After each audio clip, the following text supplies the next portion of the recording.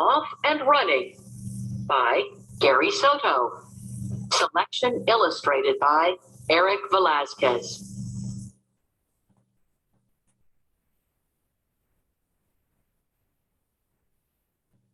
Miata Ramirez is running for fifth grade class president, with her best friend Anna as her running mate. Also running is Rudy Herrera with his friend Alex. Miata has good ideas to improve the school, but Rudy is funny and popular. It will be a close race. Both students try to convince their classmates to vote for them when election speeches are held in front of the entire class. Miata scanned the audience sitting on the floor in the multi-purpose room, which was still decorated with banners for the 16th of September, Mexican Independence Day. The heads of the fifth graders wagged like apples on a branch. Miata was nervous about the debate, but this was her big chance to tell the students why they should vote for her and not for Rudy. Miata looked at Rudy sitting next to her. She could see that he was chewing gum, which was against school rules. He was smacking his lips and waving to the boys in the audience. Blowing a bubble, Rudy turned to Miata. The bubble grew as large as a fist and popped like a fist in a baseball glove. He laughed and asked, "You want some gum?" "No, it's against school rules," Miata said. "I'm not going to get in trouble just before elections." "Oh yeah, that's right," Rudy said. He swallowed the bubble gum and opened his mouth like an alligator's. His throat blared, "Ah!" He closed his mouth and said, "See, it's all gone."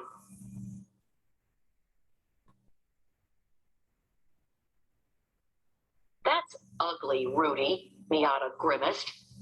Rudy shrugged his shoulders. He turned his attention to the audience. Someone was yelling at Rudy to ask if he wanted to exchange his sandwich for a burrito during lunch. Rudy gave him a thumbs-up response.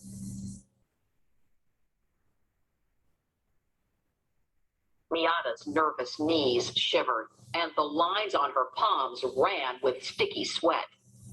She looked down at the 5 Miata and Anna badges on the front of her blouse. Earlier, they had seemed so neat, but now they just got in her way. "People, fifth graders, let's settle down," Mrs. Castillo, the vice principal, yelled above the noise. She repeated her command, and gradually the bobbing heads stopped moving.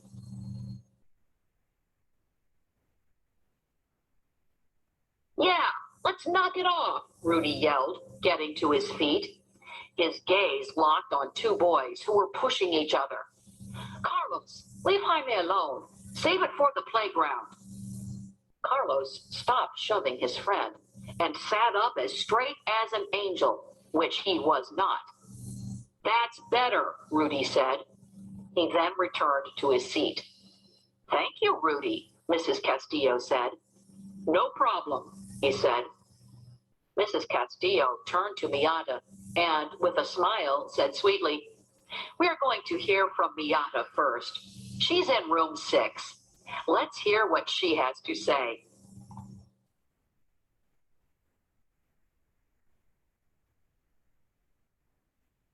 There was light applause as Miata rose from her chair and approached the podium. She climbed onto a box that was set there for her. She adjusted the microphone. "Good morning," Miata said. "It's almost afternoon," Carlos yelled. Miata looked at the clock on the wall and then at Carlos. She decided to ignore him. She continued with a bright chime in her voice. "I'm seeking your votes next Tuesday. I want to be your president." "President of the United States?" Carlos yelled through the funnel of his hands. With that, Mrs. Castillo, now stern-faced, shook a finger at him. He returned to sitting as straight as an angel. Miata breathed in as she gathered strength. She inflated her lungs and boomed, "If elected, I plan to beautify the school grounds. I want to get rid of all that cholo graffiti and put some flowers in by our fifth grade rooms." Some of the students, mostly girls, applauded. "I'm sure you are tired of a cochino-looking school," Miata boomed even louder. There was more applause, but not enough to make Miata confident. She eyed Anna in the audience. Anna hadn't clapped that hard.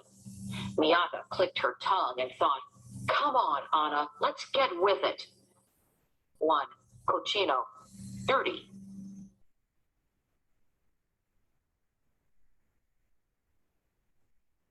"Those are good ideas," Anna remarked, not too bravely. She looked around at the audience. No one was applauding. Miata paused, somewhat shaken. She had practiced with Anna on the school grounds, but now, behind the podium, the words didn't seem as powerful. "I plan to get parents involved," Miata continued. "I want them to help with the cleanup." Only one student applauded. It was Carlos. He was applauding as hard as rain on a car roof. He wouldn't stop until Mrs. Castillo beckoned him with a finger. He was being called out of the room. He rose to his feet and said, "I'll vote for you, Miata. You're nicer." Then, looking at Rudy, Carlos stepped over his classmates sitting on the floor. "Nah, I better vote for Rudy. I owe him a quarter." He was prodded from the multi-purpose room toward the principal's office. "Just think," Miata said, her voice weak. She was losing her confidence. "We could put some really nice azaleas and pansies outside our windows. The walls will be all clean, not like they are now." She looked at her scribbled notes, then up toward the audience. "It'll be work, but we can do it." The audience scrunched up their faces. "And I have plans for a school trip," Miata countered quickly, sensing that she was losing her listeners. "And I have a fundraising idea for how we can get computers." The audience yawned.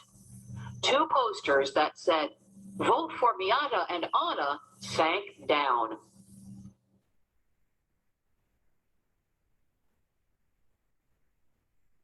"I have a question," a boy said, his hand as tall as a spear. "Yes." "Are we going to get paid to work?" His face was lit with a grin.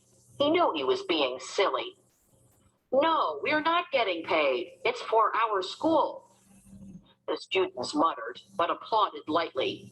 A few of the posters went up again in a rabble, but quickly sank down. "Please think of me when you vote on Tuesday," Miata said. Her voice was now as faint as a baby bird's chirp. She sat down, exhausted. She wanted to shake her head in defeat, but knew she had to sit up bravely. She waved at the audience, but only a few students waved back. Not one of them was a boy.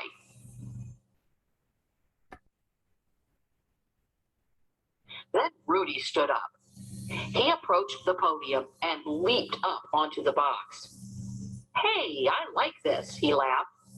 As he held on to the podium, he wobbled the box and said, "It's like a skateboard." The audience laughed. From where she sat, Miata could see that more than one boy was chewing bubble gum. Rudy then became serious. He looked at Miata and said, "She's got some ideas. Miata would make a good prez, but I think I would make a truly great one." The audience laughed. "And you know why?" Rudy asked.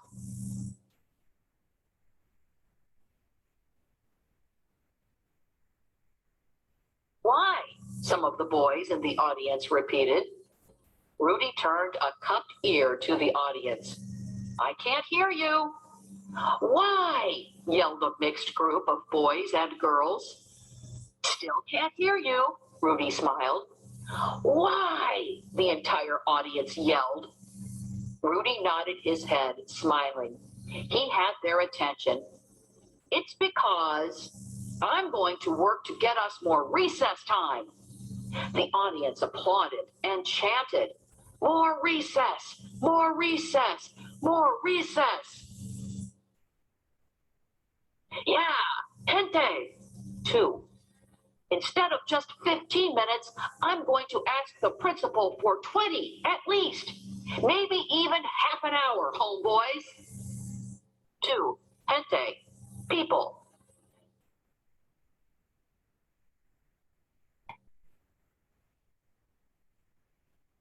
Why not an hour? Someone yelled from the audience. We can't push our luck, dude, Rudy responded. Miyako wanted to cover her face. It was obvious that the audience was siding with Rudy. Rudy raised his hands and asked for silence. Plus, he continued as he slowly scanned the audience, plus, I'm going to ask for ice cream day every day, not just on Fridays. The audience roared as Rudy wobbled the box and then jumped off. He returned to his seat, pushing a fresh piece of bubble gum into his mouth.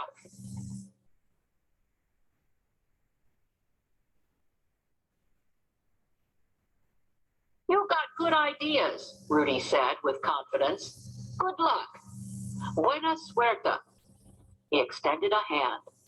Yeah, thanks. I'll need it, Miata said in a whisper as she stood up and shook Rudy's hand, which was as cool as a lizard's. Good luck to you too, Rudy. After the debate, the students returned to their classrooms. Miata tried to put on a good face. Most of the girls knew that Rudy was a joker. They knew he could never get that extra 5 minutes of recess or ice cream day 5 days a week. But the boys might believe him. Miata needed a new strategy.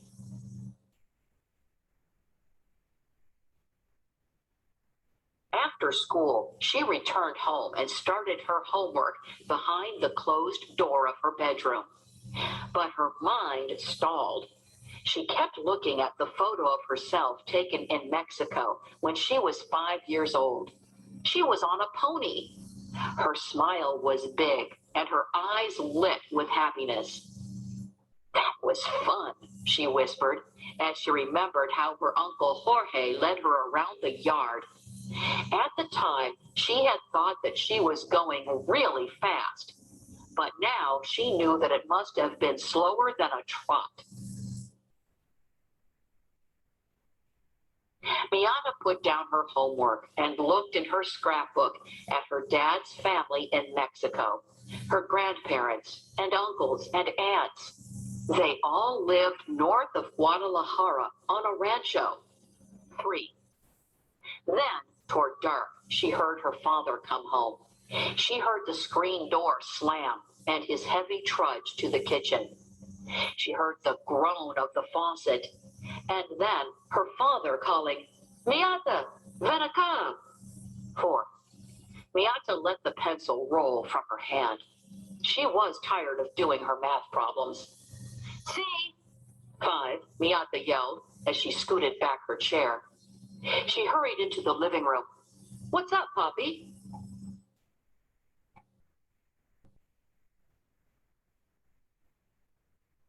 I found something at work.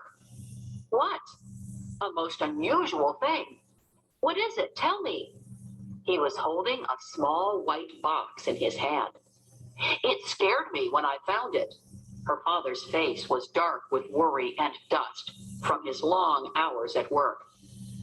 Miata furrowed her brow. She was curious. Slowly, her father lifted the lid from the box. Miata peeked in, standing on her tiptoes. In it stood an adult index finger that was as gnarled as a root. She eyed her father and clicked her tongue. Where do you think it came from, mija? 6, her father asked seriously. He petted the finger with his free hand. From your left hand, Poppy, Miata answered, hands on her hips. That's where it came from. A sudden smile brightened his face. He wiggled the finger in the box and screamed, "Aye!" 7, it's coming alive. I better put it down the garbage disposal. He ran into the kitchen, laughing, and Miata followed her father.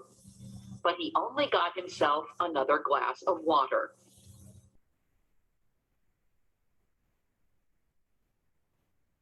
3, rancho, ranch or large farm. 4, ven acá, come here. 5, sí, yes. 6, mija, my dear, my daughter. 7, ay, uh-oh.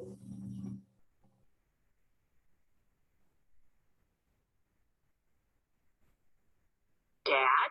Miata asked, taking his large work-stained hand into hers. Yeah, mija? He wiped his mouth with the back of his free hand. Do you think I should run for office? She hesitated and then continued. I mean, I'm not as popular as Rudy or his friend Alex. Well, popularity is one thing, but service is another. ¿Entiendes?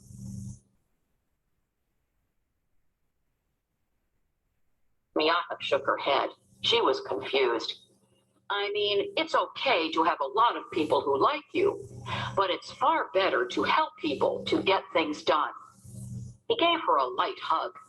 Don't worry, just go for it. If it doesn't happen, pues. 9, you can still do good. Miata liked that. She had plans for the school, and they were good ones. 8, entiendes? Do you understand? 9, pues. Then